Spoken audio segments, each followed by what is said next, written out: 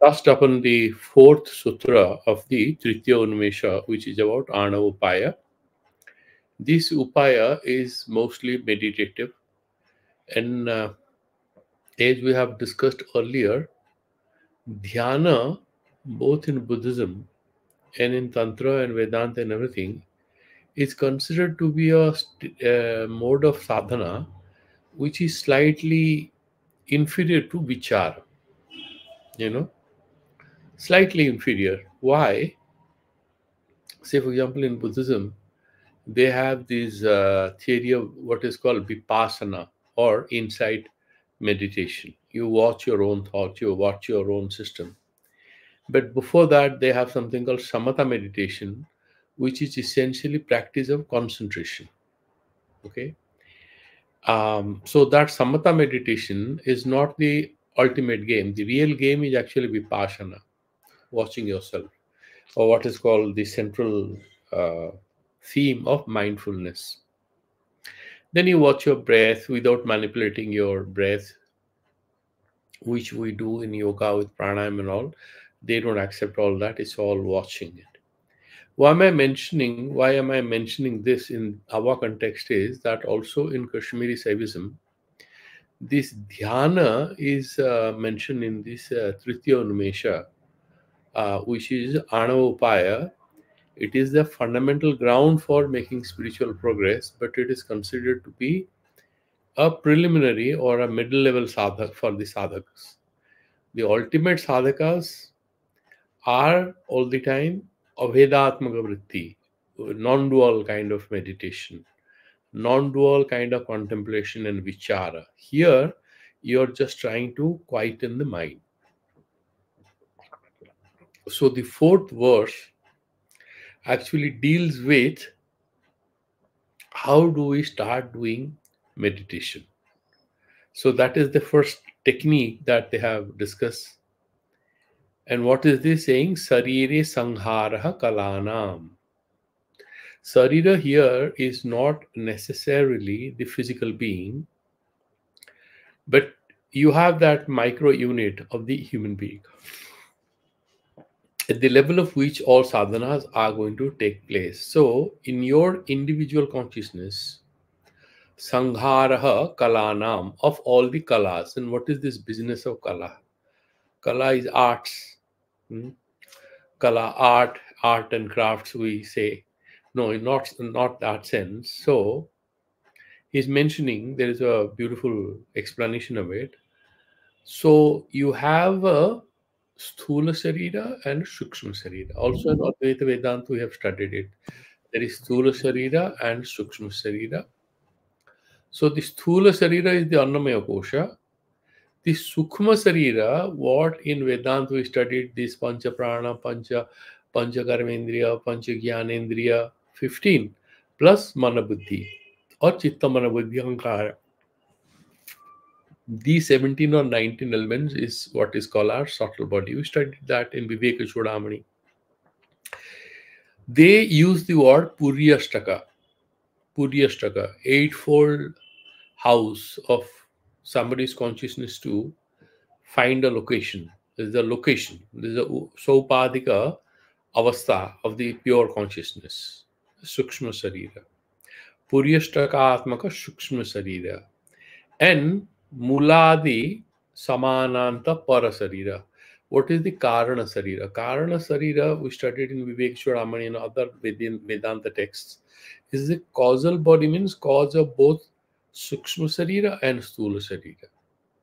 The Susuptikala is the causal body because from these deep sleep states, sometimes we come to the dream state. Then we start seeing dreams.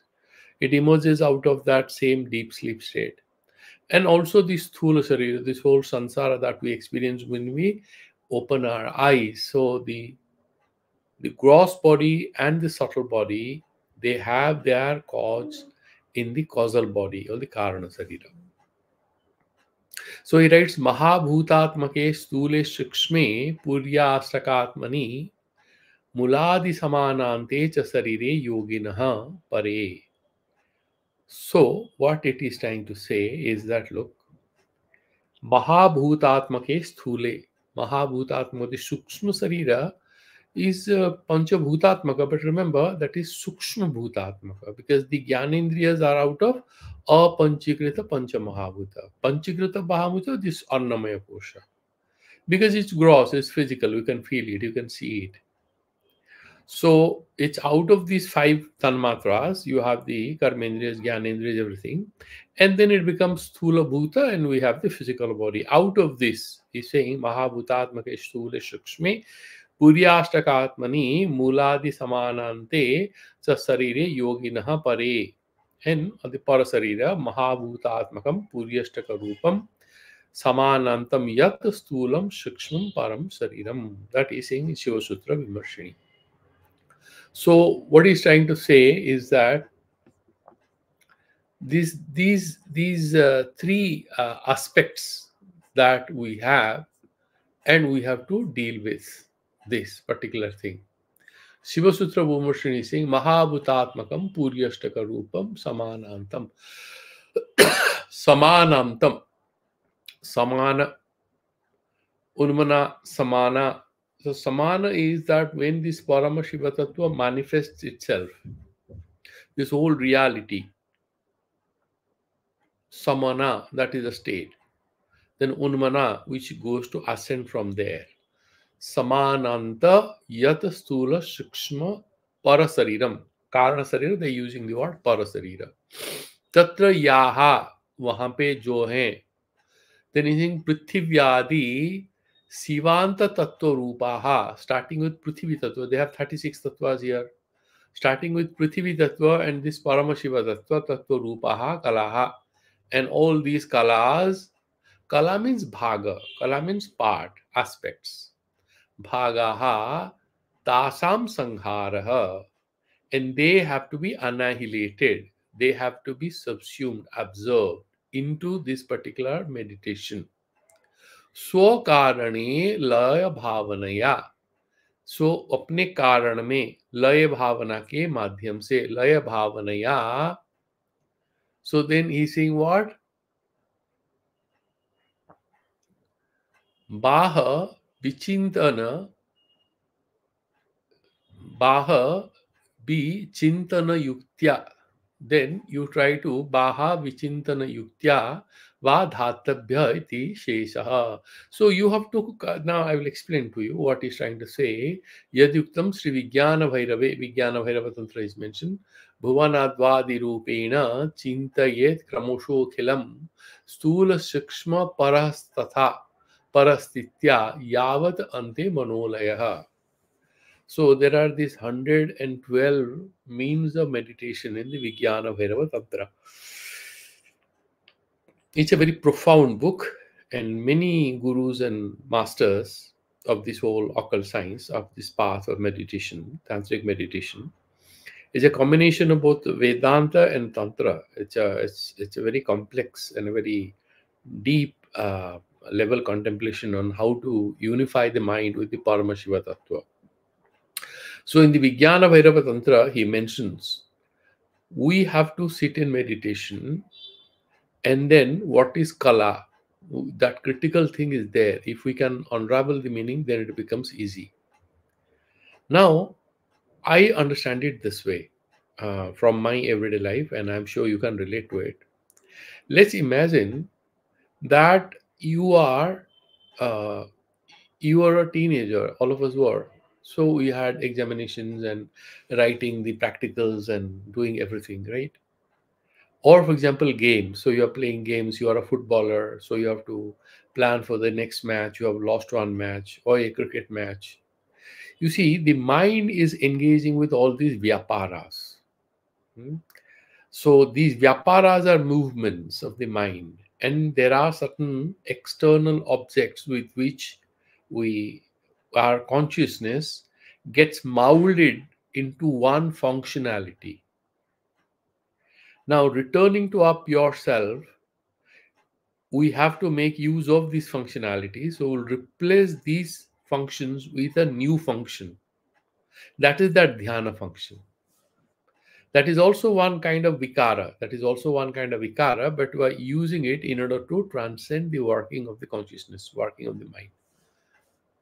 It's very profound. Think about it. So, like for example, there is a father and he has a daughter who is a small girl. Every day she creates a problem while taking dinner.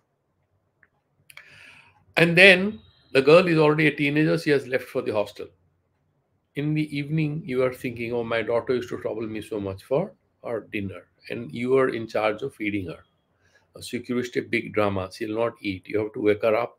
She'll be asleep. You have to wake her up and then feed her. But she is now a grown up girl. She has gone to the hostel. That vyapara is not there. You are just remembering that. That vyapara you are not doing anymore. And that vyapara is not relevant to you. And then the same daughter comes back to you with another child, which is her own child after a few years.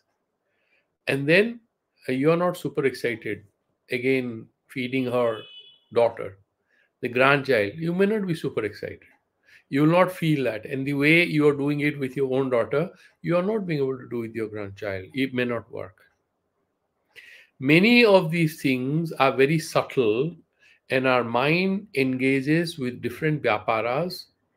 What they are trying to saying that sarire sangharaha kalanam, of all these kalas, starting with the Prithvi Tattva, the Jala Tattva and the Akasa Tattva, all these, the Vayu Tattva, Agni Tattva, all that, this whole physical, the gross and the subtle universes around us with which we engage. How do we engage?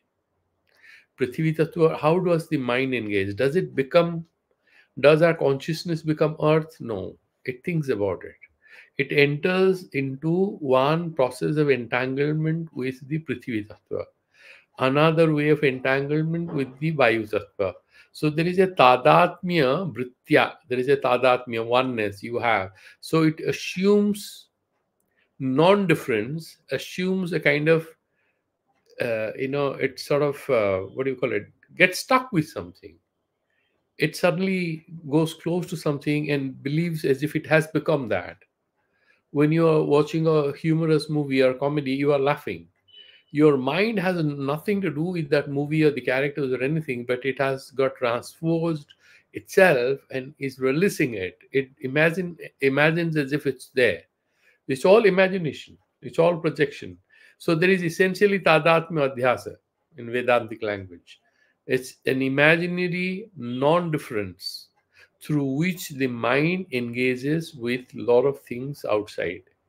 When that happens, when the mind is not self-aware, when the mind is not self-aware, the mind is just going all around. Now we are doing this Anamba Upaya, so we want to silence the mind. He's saying sarire sangharaha kalanam samanantam yat stula shukshma parasariram. So all these three bodies you have, your shukshma sarira during dream state, the sthula sarira, jagrata state or the waking state, and the parasarira in the deep sleep state. Whatever, all these kalas that you have, swakarani, reducing the effect which cause. Like for example, there's a clay made of clay. So the children they play these games. So they will go to the sea beach and children they'll get together. So somebody will make a temple, somebody makes an elephant, somebody makes something else out of sand. Or now if you go to Puri Sea Beach, you have the students of art school. So they go and make a lot of artifacts. Somebody makes a girl, somebody makes a boy, whatever. The boy is lying down, the girl is sitting. They'll make these small sand art sculptures, and then they'll either abandon them or some of them break them, or they just abandon and go. At night, you have high tides, they get washed away. They just create them for fun. Other people watch, they get a clap or two once in a while, but they do a lot of practice every day. So, what happens to that? When the high tide comes, where do that image of a girl lying down goes? It goes into that same sand form. The karya gets dissolved in the karana. Like, for example, the clay pot, if you can actually break it, if it's already burnt clay, you cannot do anything, it will become dust. Otherwise, you can return to that clay form. A golden necklace can be returned to that gold form. It's actually cause only, not effect. Effect is just an appearance. So this is the fundamental thing That is the Vedantic thing, same in Kashmiri Shaivism. The Karya we have to dissolve in the Karana. That is what he's saying. Parasariram tatra yaha pruthivyadi sivanta tattva rupaha kalaha bhagaha, all the aspects, tasam sangharaha. You actually don't destroy the samsara, but you are, through your meditation, you are overcoming them. Overcoming in what sense? You reject them, you don't identify with them, but in pure consciousness you only see the truth of your consciousness. Therefore that whole external reality around you loses its grip over you.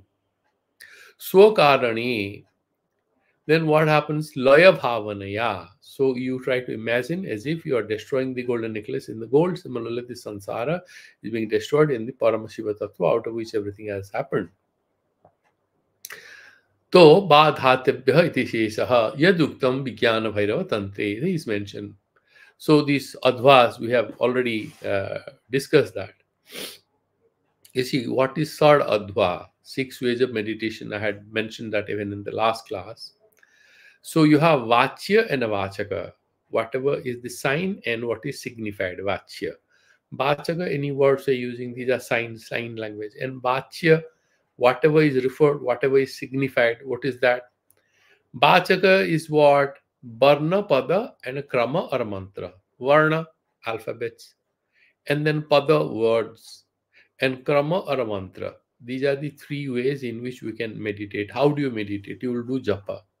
So you will start with Varna. So every Varna is a Varna Matrika with which we create Om Namah Shivaya. So some people will say, no, only Vija Mantra Japa somebody will advise you to do. So if you are a Shakti Sadhaka, they will say, okay, who you meditate on the Hrim Bija. That is the Mishti Bija, Maya Bija, Hrim Bija, or Cream Bija, Ma Kali. So they give you a Shrim Bija, the Mahalakshmi. So they give you one Vija Mantra, meditate on it. Right? So you have Varna, Pada, and then Mantra, the total. So you say Om Aing Hring Kling Chamundai Viche. So that's the whole mantra is there. So these 3 are there. Now you will go to the Vachya, 3 are there. What is this? Kala, Tattva, Bhuvana. So Kala is something, that primary thing. Then you have Tattva, and then you have Bhuvana.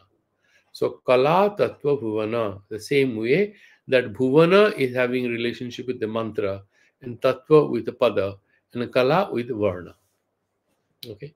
So these are Shadvadva, these are technical terms, and right now we are not going into the details of it. Okay. Tatha Kalagnina Kalapadat Uthitena Swakamparam. Kalagni ke madhyam se, Kalagni Rudra. There is a theory. This Kalagni Tattva is in the right thumb of the right toe. So that fire is emanating. You have to meditate. Will you burn down your body? No, this is a meditation. Sometimes you have to meditate like that. A lot of people do that in trauma healing. So there's a particular unfortunate incident and it is coming to your mind again and again. It's called an intrusive thought. If you go to a counselor or somebody who specializes in psychology, they'll use a word called PTSD. Now there is a cyclone warning in Orissa. Quite a few people may be passing through PTSD. I myself have gone through a bit of very deeply unsettling experience in cyclone affected areas when I was working, because I have met a lot of families who are in a very disturbing situation. A PTSD, what happens is that the moment that image comes to your mind, you don't know what to do with it. And even if you don't want it, it will come to you. Quite a few young boys and girls used to tell a lot of stories which were not real, but because of the cyclone, because they had lost so many members in the village, they believed that these dead children are coming to invite the living children, come and accompany us. So there was a kind of widespread fear of death after the cyclone. There was no electricity. There was terrible depression in many of those villages in Erasman and Palikuda and many of these places in Orissa. Now, so what do you do with them? So there's a lot of therapies like art therapy and stuff like that. One of them is this meditation that you are burning down that memory.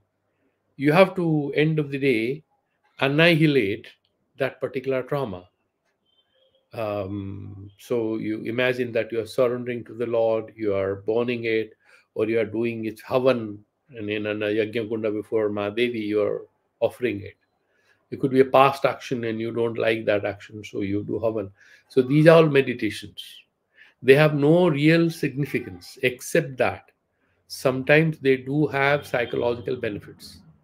You can say that some sort of a ameliorative benefit they give you. Here, however, what he's saying is real spiritual benefit, because this is not a psychological game that we are playing here.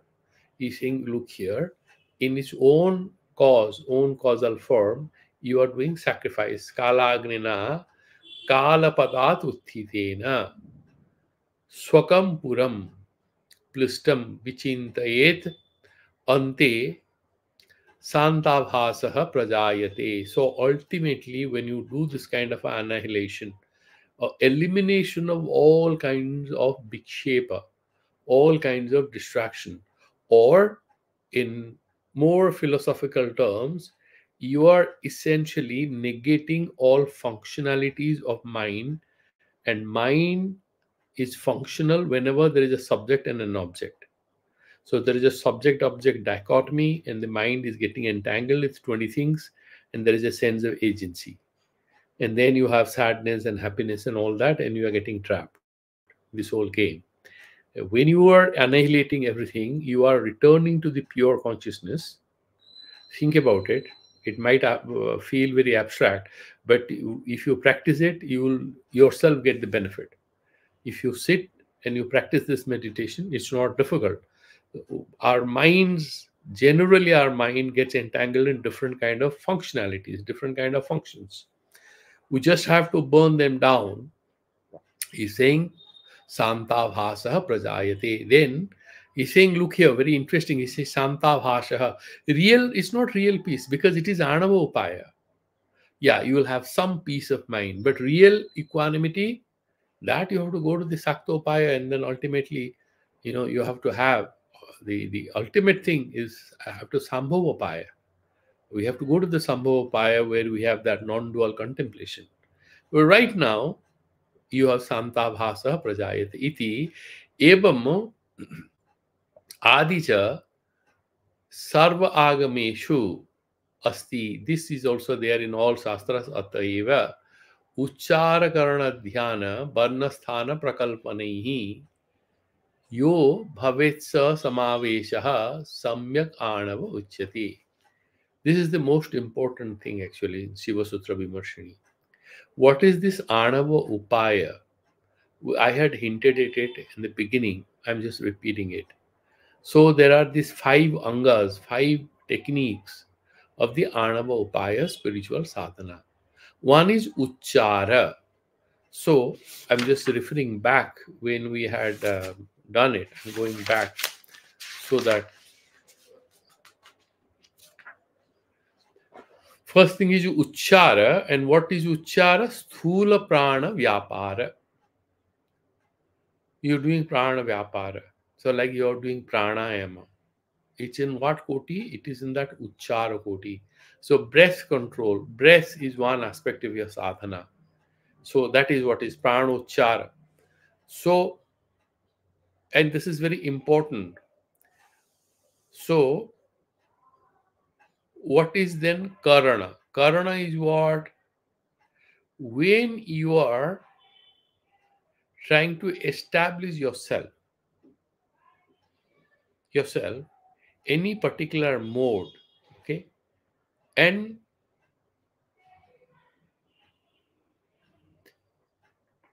you can do asana, pranayama, anything, but these are methodologies of using your body. It could be asana, pranayama, but mostly to establish your body mind complex in a particular mode. That is what is karana. And then what is dhyana? Dhyana is that when you are meditating on the saguna swarupa, Shiva is one non-dual concept, which is the Paramashiva. We are not there yet. We have not reached there, but we are meditating on the Shiva Tattva. It's very interesting. I didn't know about it, but I realized it's in Orissa and in North India there is something called solo sombar. So they do 16 somavaras. Young girls do it before marriage. I didn't know it. There are books for this. So they will not take onion, garlic, and they will do a broth for 16 somavars. They get a good groom. What kind of meditation is this? They are doing propitiation of Lord Shiva for a good groom. Fine. But there is a lot of ways in which you have to practice that brata. And then you will do that udyapana, that you have to complete that anusthana. 16 sombar means actually 4 months of sadhana. So one Chaturmash, you have to finish it. You do all these 16 somvaras. Not an easy task. What kind of meditation in that? Is it a philosophical meditation? No. You have Shaguna Shiva, Sankaroti iti Sankaraha, Subham Karoti iti Sankaraha. So you are worshipping Lord Shiva so that he is a Kalyana, Akarma Karma Dayaka. Whatever may not happen, he makes it happen in your life. Is Sada Kalyanakari, Ashutosha, easy to propitiate, easy to get boons. So you are doing Shaguna Upasana. That is what having that ekagrata in Shaguna Ishwara, that is what is dhyana here. And then Varna is what? Varna is, so Aham, A and Ha and Sa. We have Varna Matrikas, we have already done it, right? So Hakara, Shakara, in Anahata Chakra, you meditate. So Varna, when you mention the word Varna, you're talking about the Sukshma Prana. This Bahya Prana we cover under Uchara in Anupaya, then Varna, then Sukshma Prana that we are covering. And then Sthana Kalpana. What is Sthana Kalpana? And Ghata Sthapana. Then we do Mandala, Yantra Nirmana, then Mandira, Murti, Chitra. All that you establish and you do Pucha and all that. Okay. So broadly, we have all done it, and I don't want to sort of repeat everything. So Uchara is Pranatmaka and Pancha Pranamaya. Pranatmaka Uchara, Pancha Pranamaya Uchara, Chidatmaka Uchara, that is more of contemplative. One is Pranatmaka Uchara and Chidatmaka Uchara, like Khechari Mudra. Khechari Mudra, we know particular way of twisting the tongue and putting inside so that there is a particular sweet tasting saliva sort of drips and then you can feel it. But here, Khechari Mudra is Khecharatiti Khechari. Khechari Mudra is that having your status in your dwelling in that Chidakasha. That is the Khechari Mudra. It's completely twisting this whole thing. Similarly, Uchara is Chidatma, and then what? Chit Pradhanya and Vimarsha Pradhanya. So you have Vimarshatmaka or Chaitanyatmaka, Shiva and Sakti both. So you have that sort of also is mentioned. Okay. Sthana Kalpana, all these are there. That's Sambhava in the Shaktopaya and this Anavopaya. So that is what he mentioned, that particular thing, Santavhasa Pradayata, is saying Samyak Anava Uchyate. Itri Shiv Purva Sastre Dhyanadi Eva Anavatvena Uktam. ऐसे ही जो विज्ञान भैरवादी तंत्र सब है उसको आणव उपाय में ही रखते हैं ध्यान को. एतच्च स्थूलत्वात्. क्यों? दिस इज स्थूल विद्या ध्यान. बट शाक्तोपाय प्रकाशात्मनि स्पंद शास्त्रे न संगृहीतम. This is not included in Spanda Shastra in the Shaktopaya. Why? In Shaktopaya, it is Veda Veda. It's moving towards Aveda. Therefore, it is not there. It is more contemplative Shaktopaya. Here, you are just quietening your body, disciplining yourself. Yattu tatra paryavasana bhangya शास्त्रादि अस्ति तत् अस्माभिः अत्रापि स्पंद ग्रंथान संवादितम संवादयिष्यते च किंचित. He saying that going forward I'll explain it. So now we will do a little more discussion on different aspects of what is this karya thing you have to dissolve in the karana. So let us look at this interesting thing. What does it mean? What is he trying to say? This is very interesting, isn't it? He's saying that whatever we see is the karana, karya avastha, we have to dissolve in the karana. So, you know what? To start with laya krama, Anavupaya, you have Bheda, Bhedatmaka Buddhi. Everything is different. You will dissolve it in Bheda, Bhedatmaka. In dualism and non-dualism. Saktopaya. And then Bheda, Bhedatmaka thing, we will be dissolving it in the Abheda Bhumika, in Sambhavopaya. And the Sambhavopaya is nevertheless a Upaya. That is not ultimate end. Ultimate end is Shiva Tattva. That particular Bhumika will be dissolved in the Shiva Tattva. That is one way. Similarly, the Sakti Panchaka of Lord Shiva, how do we dissolve it? What are the five Shaktis? Chit Shakti, Ananda Shakti, Isha Shakti, Jnana Shakti, and Kriya Shakti. So the lowest one is Kriya Shakti. Uma Shakti, Icha Shakti, Uma Kumari. We have done it that Icha Shakti is superior to Jnana Shakti. So Kriya Shakti will get dissolved in the Jnana Shakti, and Jnana Shakti will get dissolved in Icha Shakti, and Icha Shakti will get dissolved in Ananda Shakti, and Ananda Shakti will get dissolved in Chit Shakti, and Chit Shakti will get dissolved in that Paramashiva Tattva. Okay. So, and this Bhivanna Anga, what are the things of this Kala? We have already listed Pancha Mahabhuta, Sthula, Puryashtaka, Shukshma, and Samana Paryanta, Sthula Shukshma, Evam Parasarira. Samana and Unmana. Samana is essentially everything that is in the manifest reality. When Lord Paramashiva comes, manifest, that is Samana. And then that returns to that highest level, that is Unmana. He's saying, Evam eva jagat sarvam dagdham dhyatva vikalpataha ananya chetaha sah pungshaha pungbhava parumo bhavet. By meditating all this as if it is burned down to ash in his meditation, he gets paramo bhavet. He gets that parama Shiva Shakti. He realizes it, that parama Shiva bhava. Kalagnina kalapadat utthitena swakam puram pristam vichintayet ante shanta bhasaha tada bhavet. That's the state of peace then he is experiencing when, starting with the Kalagni Rudra, he starts burning down all the kalas. Swadehe jagato vapi sukshma sukshma taranicha.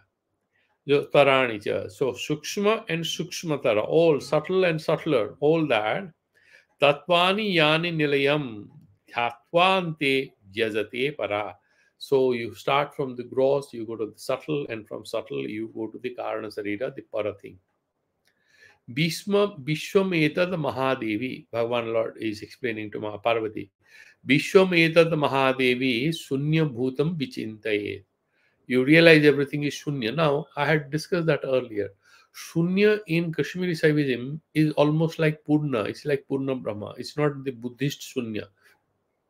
Mahashunya. Shunya, Mahashunya.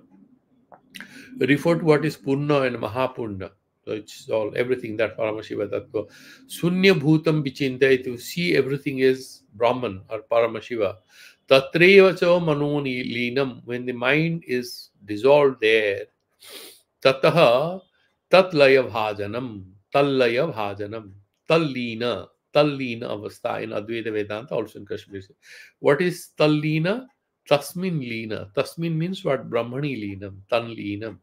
When the mind is dissolved in that Brahma Tattva, then you have Tataha Tallaya Bhajanam. Then he relishes that moment of being in that Parama Tattva. Tallayam Tat Khanad Gatva. Then his mind becomes dissolved in that when he experiences it. Tallayat Tanamayo Bhave. Because he becomes Tallina, therefore he becomes Tanamaya. What is this Tanmaya? Tanmaya is a beautiful word. A lot of boys have. Girls are called Tanmay and boys are called Tanmaya. Very popular name in North India and East India. Tanmaya is what? Tanmaya is a beautiful spiritual word. Tanmaya means Tatmaya. Tat is Brahma. So Tat Maya. Tanmaya means he's lost in something. No, he's lost in that Brahma Tattva. Tat means Brahma. So Tanmayo Bhave Tallayat. Because he has dissolved all his functions of the mind in that Brahma Tattva, in the Paramashiva Tattva, therefore he becomes Tanmayo Bhavet. Biline manase bhave vritti kshinaha prajayate. Now, first he starts with the mind thing, then vritti kshinaha, because manonasa is the goal. Mind is creating all problems, so we have to discard it. So, mano vritti kshinaha prajayate. The vrittis, the functions, the modalities of the mind, they become weaker and weaker. Lina mudni biyat sarvam. Then everything in the heart, everything starting with Vyat, this whole space, this whole Vyat Sarvam, Bhairavatvena Bhavayet. You see, everything is Bhairava. Everything is that pure Bhairava. Udyumo Bhairavaha. Bhairavatvena Bhavayete. Tattotoham tatha bhutaha tanlinaha tanamana bhavet. So then you will meditate. I am that. Shivoham, Shivoham. You meditate on everything. You may not be Shiva, but you start meditating Shivoham, Shivoham. That is a practice, he's saying. महाशून्यालये बन्धौ भूताख्य व्यदा विषयादिकम भूताख्य विषयादिकम. So first starting with all the things which are sensible, you can touch them, you can see them, you can feel them, you dissolve all them. That means you completely transcend them. Huyate manasa sardam sa homas chetana sucha. It's a very beautiful thing, it's very metaphoric. So, with the help of consciousness, you do ahuti, you do yajna, you sacrifice this whole universe, you dissolve it in that. What do you get? What do you bond down this whole universe, beautiful universe? And what do you get? You'll get the beautiful self, you will get the beauty of your consciousness. So far, this consciousness is trapped with externalities, it is running after them. When we return to the pure nature of our consciousness, that is the beauty of, that is the most beautiful end of the sadhana. So that is what a lot of people will say, that, okay, what kind of a destructive meditation is this? You are trying to destroy everything? No. These are the distractions because of which we are never at peace with ourselves. When we are able to meditate and just burn down everything, finish everything, then return to that pure consciousness. So, what is this Mahavindu? So, there is this Lord Shiva, is called Swetavindu, and Parvati is called Raktavindu, and Shiva Shakti both, they are Mishra Vindu. Bindu is again that the original source of this whole creation. Now, how do you meditation? How do we do meditation where Karya is dissolved in the Karana?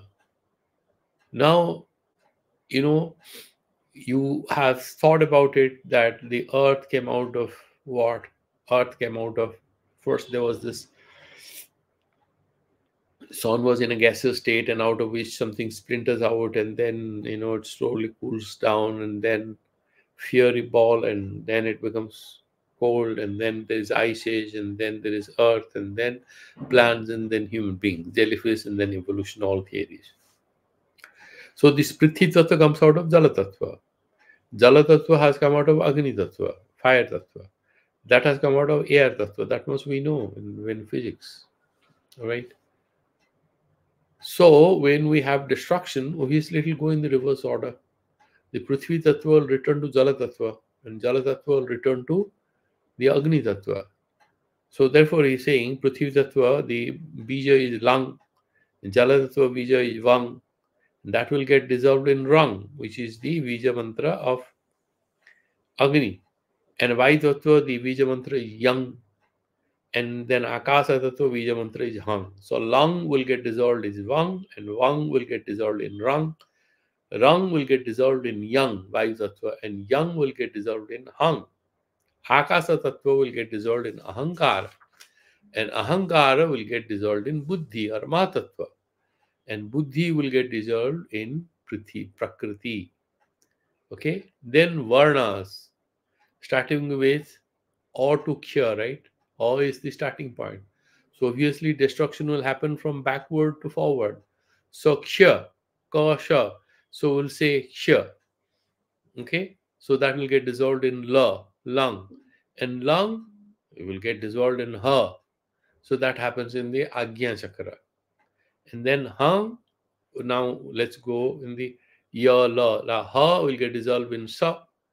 And then Dantasa will get dissolved in Murdhanisha. Murdhanisha, just you have the alphabet, Sanskrit alphabets or Hindi alphabets, go in the reversed order. So then the Talavesha will get dissolved in Va, Vang in the lung, and lung in the rung, rung in the young in the bhang in the bang. So because Papa Babhama, so in return, similarly, finally you will come to Ka, and then Aha will go then Ang in Om, then Om is an O, then finally A, I, then A, then R, then R, then R, then R, U, then Ing, then Ing, then Ang, then Ang. Then after this there are more tattvas. One is called Kala. Kala is all these bhagas. This all Varnamatakas get dissolved in Kala. And then Kala will be in Ardhasandra. Ardhasandra is a metaphoric representation of the meeting point of Shiva Tattva and Parvati Tattva, the Shiva Shakti Tattva together, Ardhasandra. And then Ardhasandra is Nirodhika. The Ardhasandra will get dissolved in Nirodhika. Nirodhika is where everything is denied. And there is a Nirodha of everything. There is nothing visible. Ardhasandra is visible, but beyond this, nothing is visible. That Shiva Sattva, that principle is visible beyond that. Then Nirodhika is in the Nada. Nada is the first tremor of consciousness, out of which this whole samsara is created. And Nada in Mahanada, and Mahanada is Anji, and Anji in Vyapika, all pervading. Vyapaka in Samana, that Shiva Tattva manifests, that Samana. In Samana, in Unmana, that ascending, that consciousness which ascends to return to Paramashiva Tattva. And Unmana in a Mahavindu, that Sweta Bindu, Rakta Bindu, and a Mishra Bindu. Together is Mahavindu. It returns to Mahavindu. So these are very technical details are there. But all this is mentioned. They have a very rich philosophical tool and theories and conceptual devices, so to say, to explain how to meditate and how to annihilate everything, including the thought process, the words, everything that are coming. I'm telling you, they must be in very deep meditative states to be able to see these truths. Because this is very mystical. This is not very philosophical. There's a lot of mysticism in it. So he's saying even the shunya, they're dividing into three types of shunyas. One is anahata chakra, the shunya in your heart chakra. They're calling it shunya. Whereas in the Vishuddhi chakra, in the throat center where you have the Vishuddhi chakra Ma Saraswati sitting, they call it ati shunya. And then in the Agnya chakra, where you have only two petals and you have Sadasiva sitting there, with Ma Parvati on his thigh sitting, Sadasiva, is called Agnya Chakra. So it's called Mahashunya. Okay? So we have to make sense of it, that what are these 36 tattvas? We have to touch upon them. So you have Abheda Bhumika, non-dual states.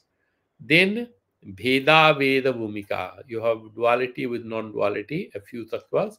Then Bheda Bhumika, the dual states. Okay. At the beginning, you have Shiva and a Shakti, Abheda Bhumika. So Shiva can never be there without Shakti, and Shakti can never be there without Shiva. So they are both Abheda Bhumika, ultimate thing. Then what happens, Nietzsche? You have Veda Veda. Veda Veda what? Sadashiva. He's called Mantra Maheshwara. Sadashiva, then Ishwara Tattva, or a Mantreshwara. Mantra Maheshwara, then a Mantreshwara. Then you have Sadvidya or Suddha Vidya. Suddha Vidya, Sadvidya. These are Veda Vedatmaka. Remember, they're still pure. Then you have the impurities, Veda Bhumika. So what do you have? So you have Maya and Kala and Vidya. Kala comes here. Kala Nam. Sarire Sangharaha Kalanam. Sarire Kalanam. Maya is kept because once you can destroy Maya, obviously you are liberated. He's saying Kalanam Sarire Sangharaha Anavupaya. You are not denying the presence of Maya, you are still there, it's going on, but you are dissolving everything to meditate. Kala, then Vidya, then Raga, then Kala, Niyati, Purusha, Prakriti, then Buddhi, Ahankara, Mana, then all the Gyanendriya Stotra, Tvaka, Chakshu, Jiva, Grana, Vaka, Pani, Pada, Payu, Upastha, Sabda, Sparsha, Rupa, Rasha, Gandha.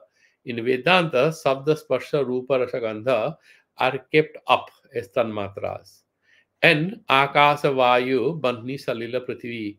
So these Panchabhutas are kept below. But here they have suffered. So this is how are the 36 tattvas in them. So essentially, what they are hitting at, and we'll move forward to the next one, which is more interesting in the next class, that this is essentially a meditative practice in which you are essentially rescuing the mind out of its identification, out of its entrapment, out of its entanglement with external references and external, what do you call it, objects with which it identifies and gets entrapped. That is the main thing. So once you do it, then starts meditation. You have Santa Bhasha, there is some peace, and then that becomes a grounding for going to the next higher level in the Saktopaya for the sadhana. So I'll stop here. We have some time. Any questions, one or two? Then we can definitely entertain. Any questions, any of you? Swamiji, I'm not able to find these links in the YouTube. Yesterday, I was trying to do a recap because of today's class. I was Uh-huh. not finding the YouTube links for our earlier classes. Has it been uploaded, Swamiji? Yes, it has been uploaded, and I'll share you